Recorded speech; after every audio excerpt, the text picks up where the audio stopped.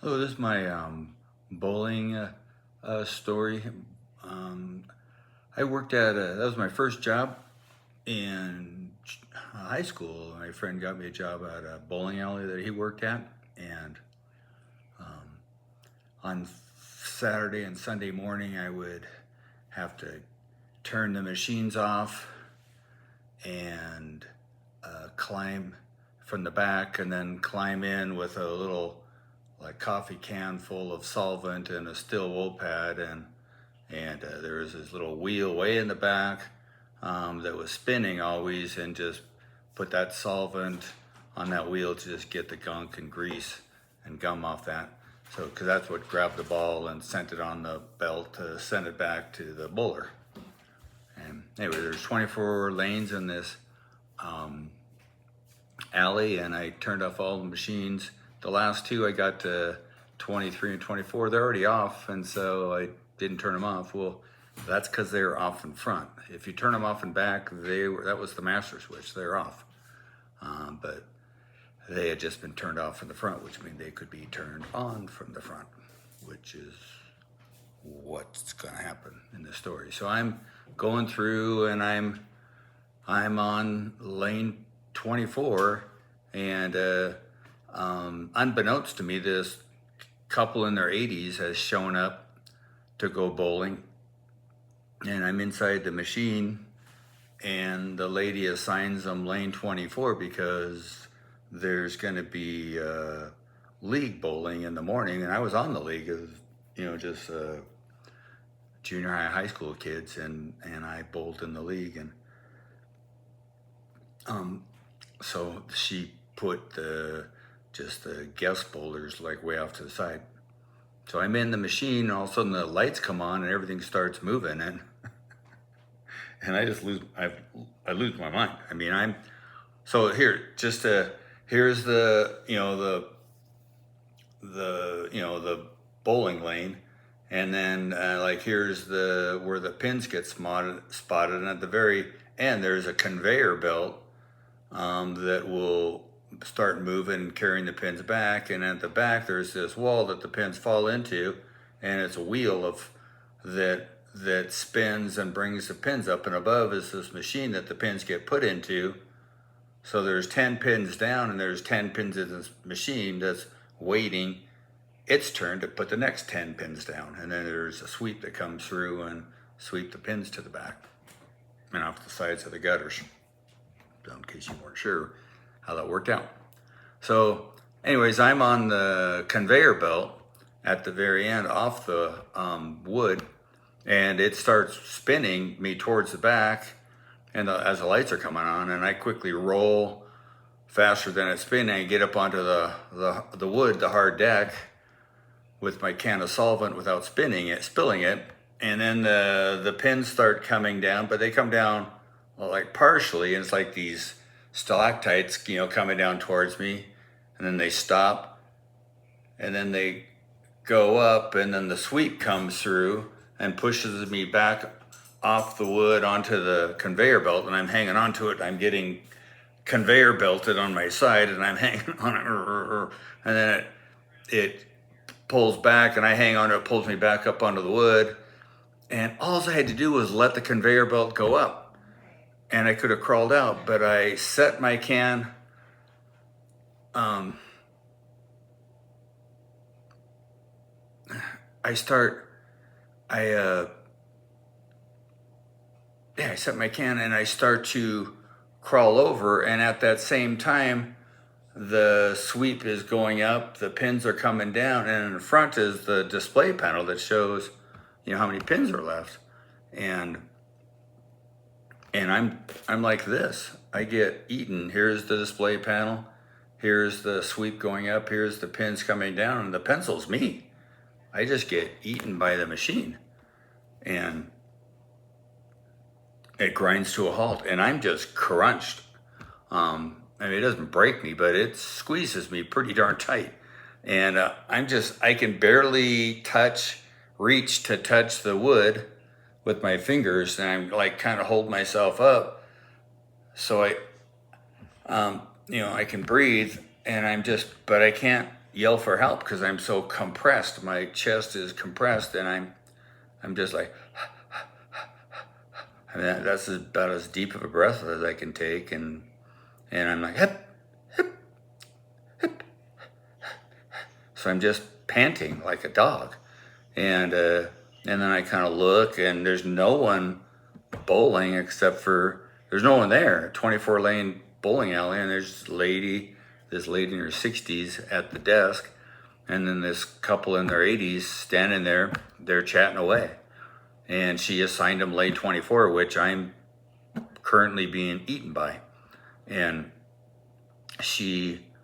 I'm just like, okay, no big deal. You know, they're gonna come down here and see me. Well, they just keep talking, and I'm getting tired, and then finally they start, coming my way, and just the old man shuffle, and then they get like halfway there, and then one turns off to go to the bathroom, and the other one turns off to go get coffee. And I'm like, ugh. And I start. I mean, I'm like shaking. I'm running out of energy to hold myself up, and I have to hold myself up. And the thought enters my mind. It's like, oh my goodness, what if I don't make it? I mean, I'm 15 years old. I mean, I've never thought about actually, dying, and I thought it was just like, how embarrassing for my parents. It's like they'd be walking someplace, they go in some grocery store and get, run into someone. It's like, oh, I'm so sorry about your son. How did he die in a bowling alley? And my parents would have to say, well, my son got eaten by a bowling alley machine. And that would, it's just like, holy smokes, that'd be awful. That'd be so embarrassing for them to have to say that every time someone asked how their son died.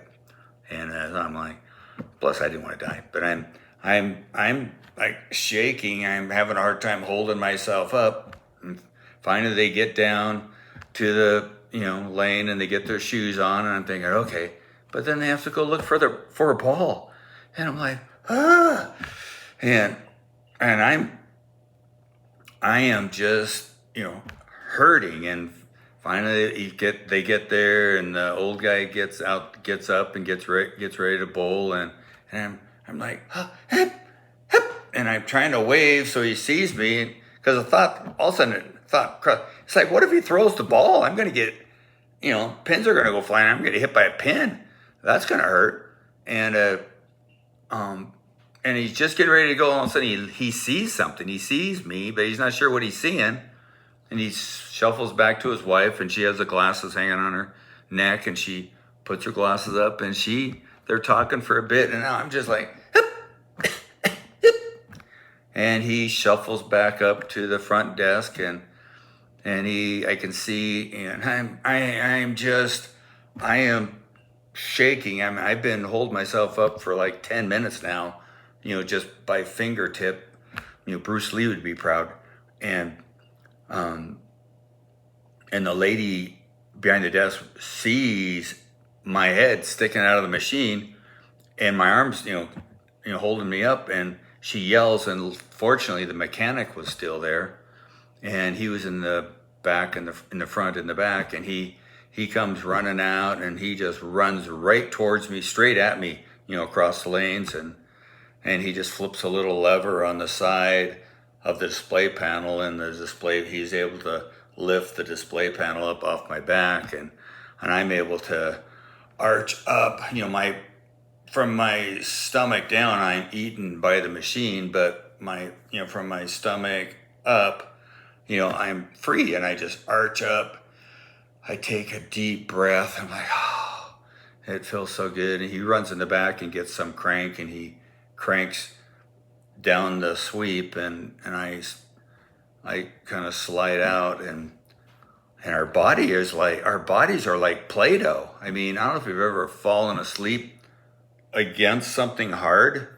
Like if you fell asleep like on a pencil or whatever, and then you woke up, there'd be your body would mold around that pencil, which wouldn't be that big a deal. But I mean, I had like this gear thing right here in my side, and something else in my thigh, and my body just molded around it, and I reached back like, oh, ouch, and my hand just goes like way into my body, and I rub my leg, and there's this like a shark bite out of my leg, and it's like, oh, and but I don't know, like 10 minutes later it was gone.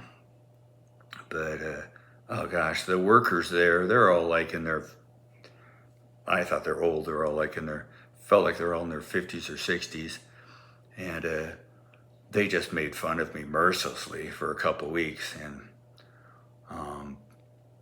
deservedly so. And until this one Saturday, there was a ball stuck on like lane 11, and it was free bowling, and it's Saturday afternoon, and all the lanes were filled, and my friend was just always there. He worked there, but even when he didn't work, he just was there, bowling himself. He was a really good bowler. I mean, but he beats me to it. He's not even working. He beats me to lane 11, and he gets down, and he finds a little finger notches, and he pulls up a section of the approach where you walk, and so you can look down into the darkness under the wood and between the lanes, and he's on his hands and knees looking down into the darkness. You can't see the balls down there where they come back underground and under the lane, and then to my shock, he lays down and he sticks his head in the hole. And I'm standing there and going, well, I wouldn't stick my head in the hole. And he sticks his head in the hole, and all of a sudden you hear this. A ball all of a sudden just came shooting, and it hit him right in the side of the head and knocked him out.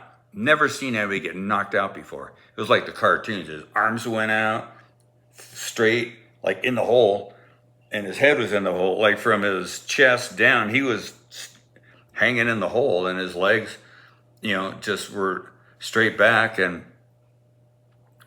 And being the caring, compassionate friend I was, like 3 seconds later, I'm on the floor right by him, but I'm crying. I'm laughing so hard, and I just think it's hilarious. And I don't know how long I laughed, probably like 10 seconds or 15 seconds, and all of a sudden I realized, oh, he's still out, and he's still in the hole. I better pull him out of the hole. And so I grabbed the back of his pants, and he's, the bowling alley's nice, the floor's nice and slick, and I just slide him back, and then I roll him over, not knowing any medical procedures or anything, and there's a knot on the side of his head, and he's drooling, and he's still out, and I start, slapping his face, and the slap becomes gentle and becomes a little harder, and and I wow. He comes to, and I'm still laughing really hard, and he gets up, and he puts the wood thing back in place, and we get a paper towel and wipe up his drool. People start bowling again, and oh my gosh, all the joking that the older coworkers had poured out on me for 2 weeks, it was turned to my friend, and I got to join in on it. I mean, they would be like, Fred, we have a ball stuck on lane 11 or lane 13. Fred, ball stuck on lane 13, and there wasn't a ball stuck on lane 13, but the different coworkers would just every 3 or 4 hours just do that, because he's always there. And